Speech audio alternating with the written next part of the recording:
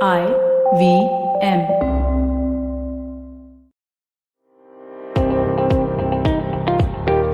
Welcome to All Things Policy, a daily podcast by the Takshashila Institution. We are a bunch of policy nerds based in Bengaluru, and we like bringing fresh perspectives to Indian affairs and Indian perspectives to global affairs. So grab a cup of coffee, sit back, and join us for today's chat. Hello, everyone, and welcome to another episode of All Things Policy. Before we get into another conversation, I wanted to tell you that our next round of admissions for our graduate certificate in public policy course is now open. The last date for admissions is 28th August. Do check our courses out, and if you like the conversation that we have in ATP, I'm sure you will have fun during the courses. So, with that, I hand it over to Aditya. And Aditya, what are we going to talk about today? We're going to talk about your favorite subject, Pranay, silicon politics. If you check out the news, you've almost certainly come across stories about how China is speeding ahead in its technological prowess. And this naturally causes anxiety among other states. And those states have responded to this challenge from China. So, you've had the US Senate, for example, passing this innovation and competition bill. You've had similar initiatives in India, in Japan. Even the EU has a 145 billion euro plan to upgrade its semiconductor and electronic manufacturing. But are all of these countries getting it wrong?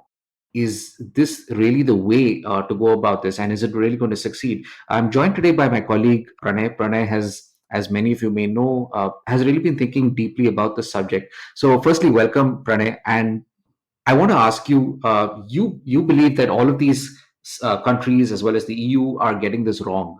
What are they getting wrong in their attempt to compete with China? Yeah, so as you mentioned, all of these countries are trying a similar approach that basically throw taxpayer money at all these industries with the hope that we will have some high tech self sufficiency. Now, if you see qualitatively, this is not very different from what China itself is doing, right? So you had this Made in China 2025 plan, and it was basically it is a state led industrial policy for technology. What it states is that the state will be channeling some subsidies in order to achieve import substitution. So they have targets that by XYZ year, you need to have this percentage of semiconductors which should be domestic, so on and so forth, right? So that is what Made in China 2025 just boils down to.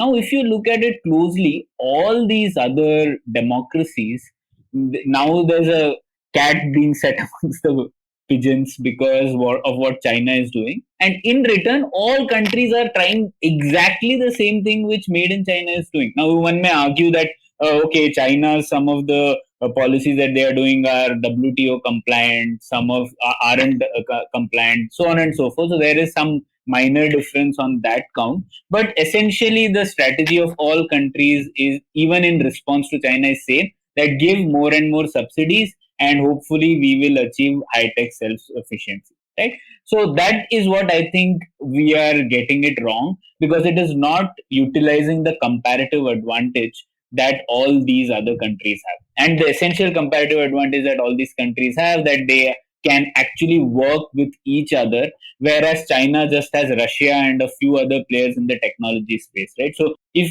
the various countries can combine their strengths, they can beat China in this race much earlier versus each country fending out for itself. Now, that is basically my argument. Right. So what you're saying is not that it may not work at all, but that there is a much more efficient way of achieving those goals and achieving them more quickly, correct? No, I think it is even, I'm saying even China is unlikely to achieve that goal. And even all these countries are unlikely to achieve that goal. And let me explain why I say that, right? So, one thing that I say is that the goal of high tech self sufficiency itself is such a delusion, because we are trying to look at high tech industries. In fact, I shouldn't even use the word industry. We are trying to look at high tech supply chains from the old lens of national industries 50, 60 years ago, right? When we talked about, for national power, steel industry is very important. So everyone thought of how can we indigenize the steel industry and have steel being produced in our country, right? But that is very different in terms of what happens today. All the industries today, when we talk about high tech, are essentially global. Okay, they rely on extensive cross-border movements of intermediate products, of talent, and of intellectual property. No, and why is that happened? Because as R&D costs have become higher, so if you look at the intellectual property curve, for every new innovation to happen over the last few years, the money that you have to put in has grown disproportionately, right? So it's just like you're trying to squeeze out something more and more from existing technologies, right? So you need to put in more money. The number of engineers, the number of scientists you need to put in for any of these things has just grown. Okay, so what does happen when this R&D costs increase? What happens is that all the erstwhile national industries get transformed into global supply chains. So you don't have national champions producing steel and everything right from the ore to the final product in your own country. Instead, what you do is that each company in a country specializes in one small part of the global supply chain of high tech industries, and they try to produce that particular part, and they import things from other countries. They have talent from another country, they get design done from a third country, so on and so forth, right? So what I'm saying is that high tech industries are essentially so globalized that if you want to relocate them to your own country, you will have to put extensive amount of money. Even if you put that extensive amount of money, it is unlikely that you will be able to remove all the bottlenecks of the supply chain. I'll give you some examples to drive this point home. So, for example, I look at two industries: semiconductors and artificial intelligence. So now the US is the dominant force in semiconductors. Most of the top fabulous companies, top integrated manufacturers, all of them are US. Okay, so even US, is facing this problem that it is not self-sufficient in semiconductors. It has to rely on TSMC, Taiwan. Some of its things get manufactured in South Korea. Japan produces the material, so on and so forth. Right. So even though US has been putting a lot of money into this, it has not happened. And why is that? Because essentially just the fact that you need to have cost competitiveness on some of these products is not being met in the US. So let me give how this happens, right? So for example, why TSMC? Why in Taiwan, right? So what has happened in the semiconductor industry is essentially you have a disintermediation of the various steps, and the new in the late 80s a new market model emerged where one company is a contract manufacturer. So what it will say is, hey Intel, hey AMD, whoever you are, you don't manufacture your own chips, you just give them to me. I will, irrespective of the company which it is, I'll do this on contract.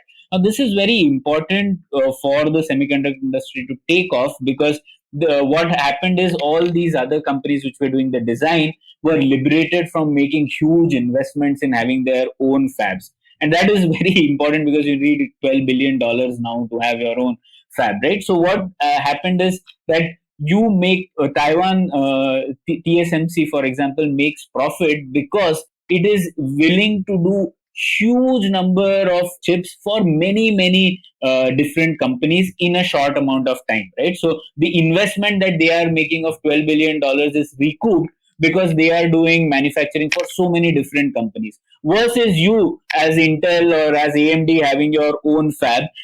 You will not have that much demand for your own products. You will not be able to run your factory to the optimum requirement and optimum efficiency, and essentially your plant loads will be low. You will not be able to make money and you will become less profitable. So that is what has happened. That's why semiconductor industry manufacturing has moved away from the US to Taiwan.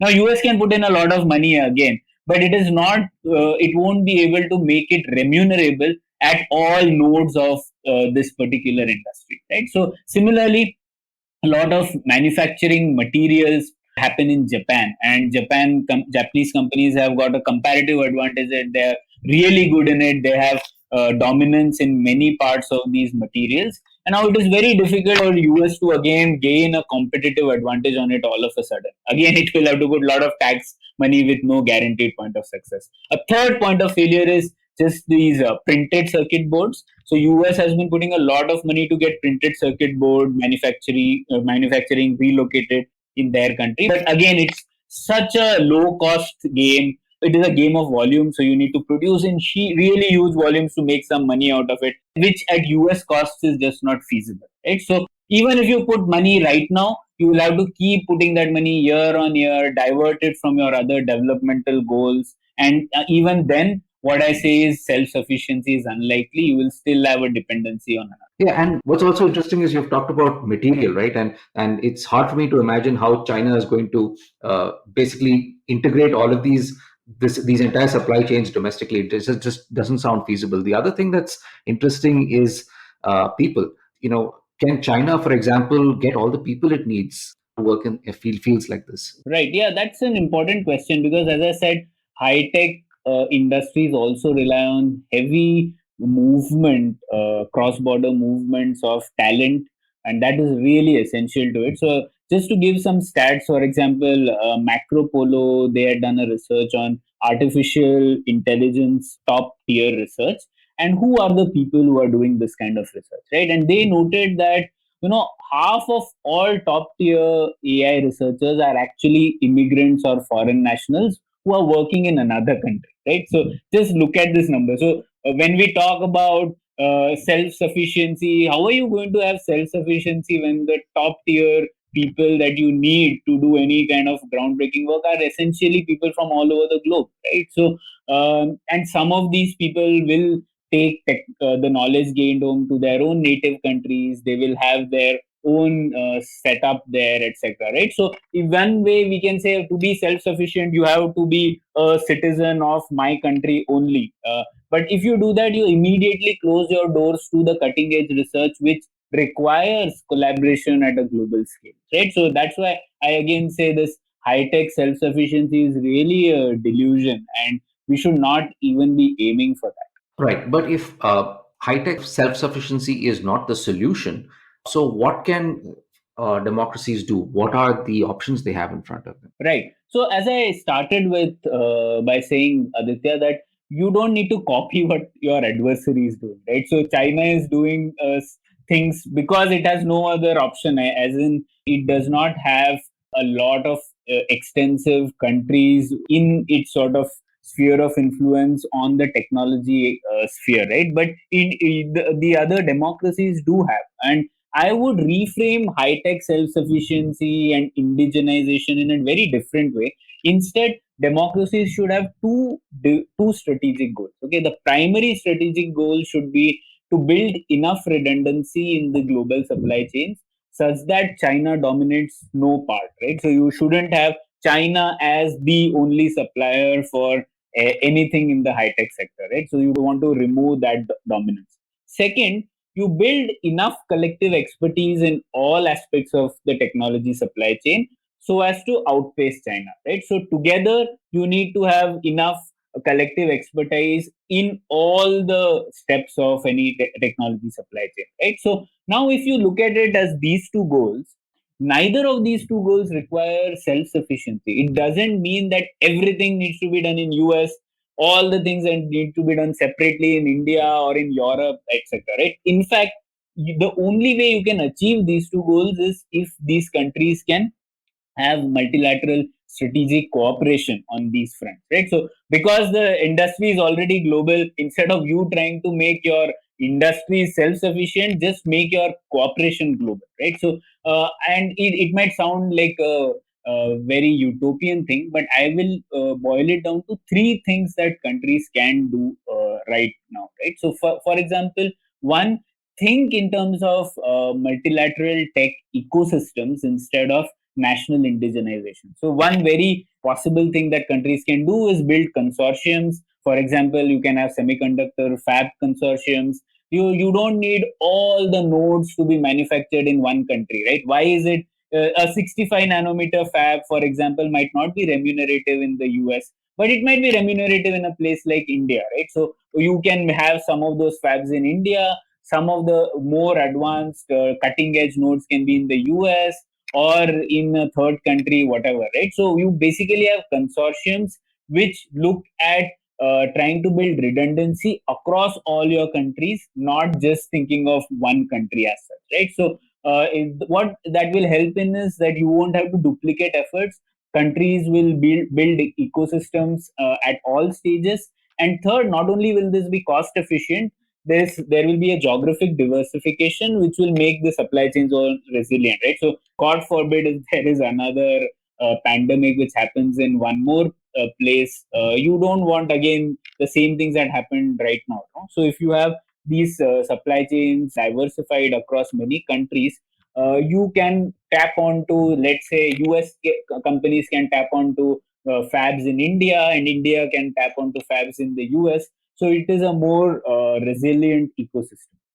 Second, you can cooperate on developing new standards. Now, one thing that has which sets high technology industries apart from the old industries is just the role that global standards play, right? So you have one global standard that sets the tone for high tech competition. So if you look at it, companies which use these standards, they gain a disproportional competitive edge. Now that's what happened with China's success in 5G standard setting, and its companies were able to drive in a lot of things that they wanted, and that's now it's sort of irreversible because those have become global standards. All countries are complying on it. So by funding joint development of future communications, future security standards, these countries can actually hand their companies a long term edge. Okay, so that is the second one. The third one, and this is I think the most important one, these countries can together build smaller bubbles of trust, like Nitin likes to call it. Bubbles of trust are just collaborations with countries you're comfortable with, you have trust with, and then try to coalesce those bubbles later on as you get more comfortable with other countries, right? So start smaller, have 3 or 4 countries, and at least amongst those countries, remove barriers to strategic R&D cooperation. Okay, so in the high tech industry, what I have seen is that companies collaborate through some means, like they either do licensing, cross licensing, joint development, technology exchange, or visitation and research participation. So these are some ways in which companies across countries collaborate. Now, in each of these, if you think, governments have a very important role to play. So, for example, if countries can actually reduce export controls amongst these 4 or 5 bubble of trust that you have with a few countries, then you will have more sort of technology exchanges happening between these 4 or 5 countries. If you lower investment screening barriers, like Aditya, CFIUS, etc., are very stringent investment screening measures that many of the democracies have. So what you have is, if you lower those investment screening barriers for a select few countries, you can then encourage joint development. So finally, and this is a small thing, but this can go a long way, just smoother visa processing, lower employment barriers for high tech professionals could really facilitate a lot of research collaborations, and you can bring in the comparative advantages of many countries and easily overcome the China challenge instead of you trying to do all these things on your own inside. All right. So, Pranay, if I understand you correctly, what you're saying is one, we need a much more diversified manufacturing base and supply chains. Two, India and other countries should develop new standards which basically define those entire industries. And three, we should remove barriers to cooperation among countries that have shared interests and are like minded. Now, in all of this, what does a country like India do? We've been struggling forever with this dream of manufacturing semiconductors of our own. Where does India fit into this? Yeah, so again, India is facing the same issue and approaching it in the same way as I was stating earlier. So we also have these production linked incentives for 13 sectors. They are essentially subsidies, and India is hoping that we can do a lot of semiconductor development in India. The government is hoping that it can do a lot of semiconductor development work here by putting these incentives in. Now, I see a lot of isomorphic mimicry here happening, to use a phrase from public policy, because what we are trying to do is just copy what US is doing. But obviously India's developmental challenges are different. We are not going to be able to put $12 billion of money for a fab when we have other challenges to look at right away? No? And why would you even do that at this point of time when you have other challenges to look at? So instead of doing that, we can follow all the three principles that I said. Another angle, I think, Aditya, which is really important is people talk a lot about when they say foreign policy, how technology will play a role in foreign policy, right? But I am saying it's the opposite as well. Foreign policy will play a key role in developing India's technology prowess. Just look at it like 50, 60 years ago, the foreign service didn't feel that economics was in its realm, right? Its main bread and butter was the politics which happens between nations. But that has changed now, right? A lot of foreign policy is about economy, how to get better negotiations on the trade front, and how to get better access to other markets for Indian companies, so on and so forth, right? Similarly, now in the next stage, in the fourth industrial revolution, the idea is that foreign policy will have to play a key role in developing India's technology base as well. And how we can do that, I guess one bubble of trust we have right away is the Quad. And I think it is one platform which is suitable for deep technology cooperation. And I think with that aim itself, the Quad countries in the summit level meeting had a working group on critical and emerging technology. So we already have a start. We can build on that. In that working group, we can have rare earths and semiconductors probably as two immediate focus areas. And in those two focus areas, we could do the three things that I mentioned, right? Like look to remove the barriers to strategic R&D cooperation between the Quad members. Think of cooperating on developing new standards, for example, on composite semiconductor manufacturing to begin with. And third, think of multilateral tech ecosystems. Like I said, think of looking at lower end fabs can we have in say India, and can we have higher end fab in US, which Indian and Australian, Japanese semiconductor fabless companies will have access to. So if we combine our strengths, then I think India will do much better. And I know this is sounding as if why should India do? Because India can do the things in a very self-sufficient way. It can indigenize all these things. But that's my essential point. Self-sufficiency is no way achievable in the high-tech global supply chain. So why even aim for that? Look at it from a collaborative angle. So a lot of papers have come up about this is a way of an allied approach to technology leadership, right? So I know the word ally scares people a lot in India, but in the high-tech sector, we have to take an allied approach in one way or the other. Absolutely, Pranay. In fact, I'd go a step ahead of you and say that it's not just in the high tech sector, but almost in every economic sector. Total autarky is just a dream, and it's not it doesn't really get us anywhere. And I think you've made a very good case that in the high tech sector, it's just not feasible at all. You've also provided a long and very doable menu of options for India, and I do hope that the people responsible in our country take heed. So thank you for talking to us on this on All Things Policy, Pranay. Thanks, Aditya. So thanks once again for joining us on All Things Policy. If you liked our show, don't forget to check out other interesting podcasts on the IVM network. You can tune into them on the IVM Podcast app, ivmpodcast.com, or wherever you listen to your podcasts. You can also follow IVM on social media. The handle is @IVM Podcasts on Twitter, Facebook, and Instagram. And hey, if you'd like to dive into Takshashila's research on technology, strategy, and economic affairs, check us out at our Twitter handle @TakshashilaINST or our website takshashila.org.in. I hope you enjoyed that show. If you aren't following us on social media, please do. We're IVM Podcasts on Twitter, Facebook, and Instagram. We'd like to thank the sponsors on the network this week. Thank you so much to Cred, CIET, and Global Victoria. Without you guys, this thing would not be possible. So, on the note, Maruk Inayat gives us an overview of the potential Twitter ban in India.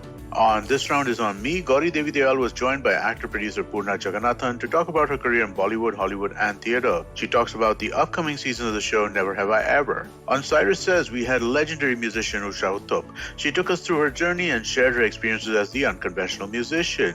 In the second installment of the Father's Day special on Akla Station Adulthood, Ayushi has a candid conversation with her father, Siddhartha Amin. On the Global Victoria Tech Talks podcast, we showcase some compelling new tech stories coming out of Melbourne. Whether it's from the buzzing gaming industry or the robust edtech sector, Victoria is increasingly becoming a hub of emerging technology. And we talk to some thought leaders and industry legends about the same. Catch all the action from the World Test Championship on the Edges and Sledges podcast. For our Hindi listeners, we have Khel Niti, which goes live on YouTube every morning. And with that, I hope to see you again next week. Come learn and experience the ABCDs of being queer with me, Shunetro, and me, Farhad, on our show, Gay BCD. The two of us take you through our stories and experiences of being gay men in the city of Mumbai and have candid and sometimes downright scandalous conversations about sexuality, gay culture, and everything in between. Catch new episodes of Gay BCD every Tuesday on the IVM Podcast website, app, or wherever you get all your podcasts from.